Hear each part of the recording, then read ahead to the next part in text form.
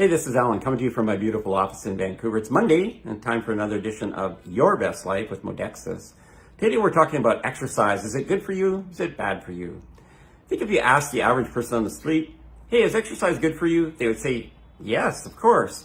Then they'd follow it up with, a number of different reasons why they can't incorporate it into their life. They don't have time, they have kids, they don't have a gym. There's just lots of reasons why we don't incorporate exercise. I'm too tired at the end of the day. All of those kinds of things. So I want to tell you about a clinical trial. Now I want to first tell you that there is, if you're doing exercise thinking that it's going to lengthen your life, there's actually no clinical evidence that exercise lengthens or decreases your length of life.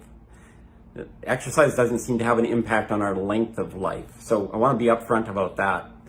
Now, before you go for the remote though, I want to tell you what this clinical trial I was involved in. It wasn't for exercise. It was actually for osteoporosis. So we had this cohort of people. A cohort is just a group of people, and we chose them. They were all over the age of 90. Why that age? Well, if you're over the age of 90, your chances of having osteoporosis are very high. And all of these people had osteoporosis. Actually, if you're over the age of 55 or 60 as a man, you should have a bone scan whenever you can and check your bones to see where you're at. If you're a postmenopausal woman, please have a bone scan and see where you're at. You want to get on top of osteoporosis early. So we had these groups of people. We had them, they were in the same care home, so their food was the same, their environment was the same. There was a lot of parameters that way we could control. And we had one group that was doing nothing. Of course, that's your control group, right? So you have to have that. They didn't do anything. They didn't even know they were in a trial, actually. We had a group that was taking the drug and doing 10 minutes of exercise. We had a group that was taking a placebo, a pill that has no effect in your body, and doing 10 minutes of exercise. And then we had a group that was taking a natural supplement made of calcium, magnesium, manganese, and vitamin D, and doing 10 minutes of exercise. At the end of the trial, the drug was just slightly more effective than the exercise and the natural product in exercise.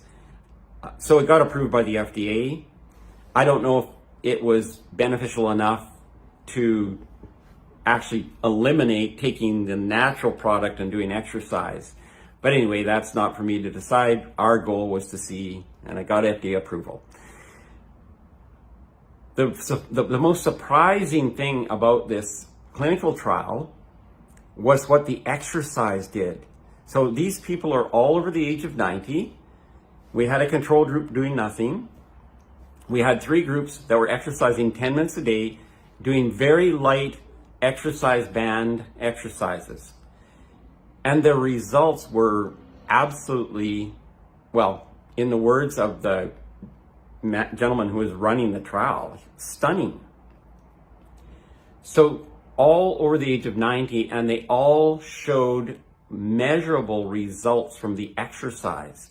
So increased blood sugar control, increased mood level, different because of over the age of 90, hormones didn't really play into it, but there's other trials now done in other groups, and they'll show that 10 minutes of exercise will actually have a positive impact on your hormone levels.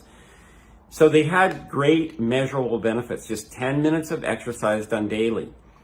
So that busts a myth that we have to have a huge amount of time to get the benefits of exercise. You can do 10 minutes just of movement, just light bands, stretching, just a walk around the block, 10 minutes.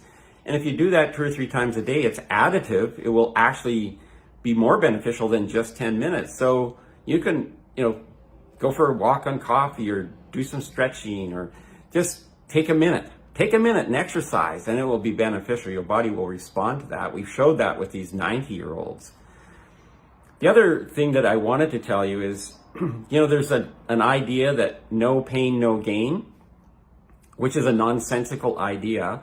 If you're a person who's in the gym, you're overweight and you're exercising and just aching and sore and miserable after, your body's actually sending you a message. You might not be genetically able to handle what's going on with exercise. When you exercise, you're breaking down protein, you're increasing your cortisol, you're increasing your adrenaline, you're increasing your lactic acid. There's a lot of things going on that your body has to accommodate for after the exercise is over. So if you're in constant pain and it's miserable, you're likely going to quit unless you're really, really determined. But you might just want to think about changing what you're doing and changing the idea about this no pain, no gain.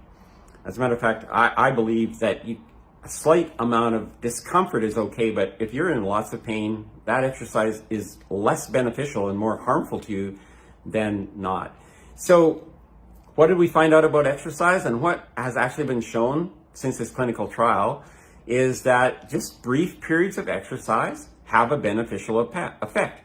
If you can fit it in your day, or if you can do 2-3 days a week where you have a half an hour, that will be beneficial. So we don't have to do tons of exercise, but any movement, our body responds positively to any type of movement.